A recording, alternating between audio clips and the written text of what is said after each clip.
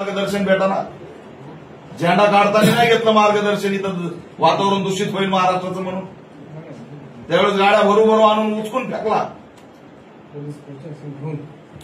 किती दिवस असते आमदार? 5 वर्ष. शासन परमनंट आहे, येतील जातील.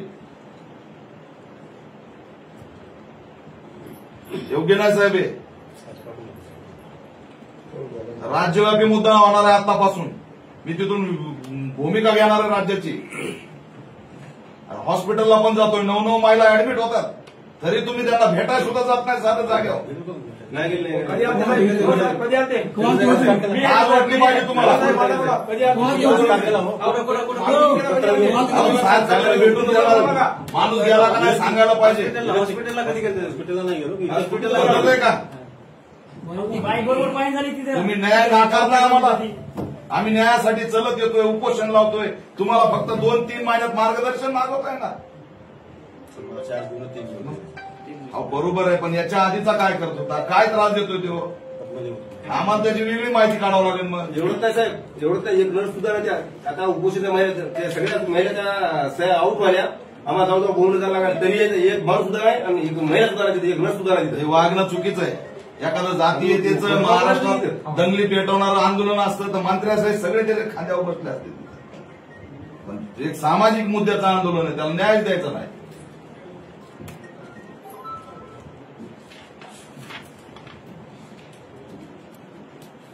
तुमच्यामुळे थांबलंय.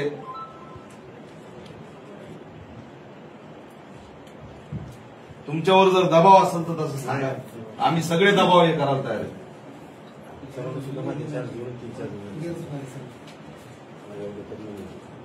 कधी पर्यंत होईल आता? कसं करणार? आज माणूस पाठवता, रविवारी संध्याकाळी नियोजन करून सोमवारी तिथं पोहोचेल.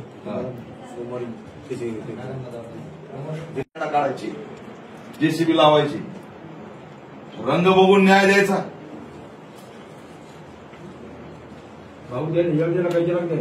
दोन दिवस वेळ मागला.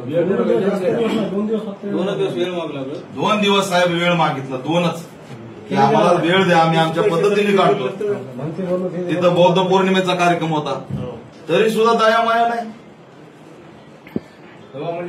आणि पोलीस साधा एक पोलीस तो टाक, त्याला काय मस्ती चढली?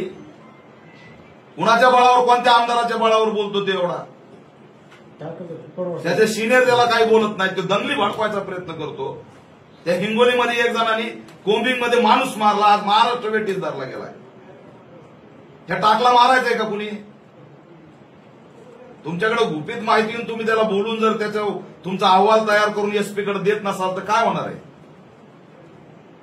त्यांचे मतं घ्या, त्याच्याबद्दलचा अहवाल बनवा, पाठवा. हा माणूस सेन्सिटिव्ह आहे, हा टाक. हा सरकारचं कमी ना आमदारचं काम जास्त करतोय, आमच्या माणसाला धमक्या देतो. हिंमत असेल तर लावून टाकवा. आणि हे घाबरत आहेत आमदाराला हिताल्या.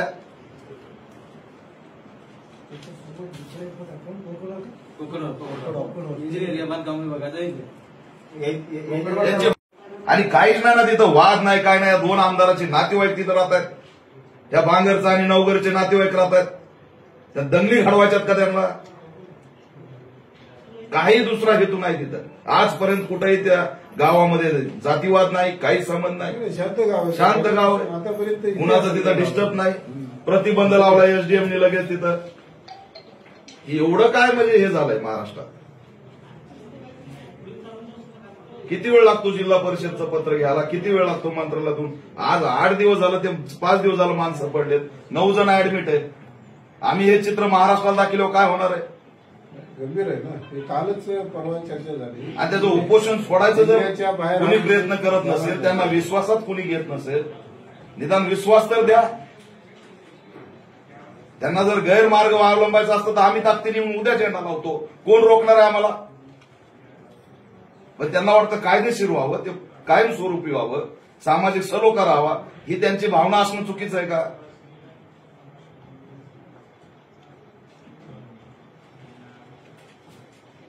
अधिकाऱ्यांनी राजकीयचं याच्या दबावात आलं नाही पाहिजे साहेब, चुकीचं आहे. आज 3 महिने झालं त्या आया बहिणीला पोलिसांनी धक्काबुक्की केली, जेसीबीनी सगळे झेंडे पाडले. नक्षलवादी आहेत का आतंकवादी आहेत? विश्वासात घेऊन सुद्धा त्या पद्धतीने हे करता आलं असतं. ही अटॅकिंग का इथं वातावरण दूषित कुणाला करायचंय? निवडणुकीच्या अनुषंगाने आमच्या दंगली बाळपायच्यात का? दरवेळेस मतासाठी आमचाच वापर होणार आहे का? हे दिसतंय ना साहेब फुलं. आज त्याच्यामध्ये मोठी गोष्ट घडली नाही कारण आमच्या सारख्यानी भूमिका घेतली संयमाने. हे व्हिडिओ जर तुम्ही बघितले तर तुमची तळपाय चार मस्तका जाईल. चिमूटभर 5-25 लोक जयंतीच्या दिवशी वंदना घेतात, खीरदान करतात आणि त्यांच्यावर अटॅक होतोय. निदान ते 2 दिवस सणाचे तरी जाऊ द्यायचे.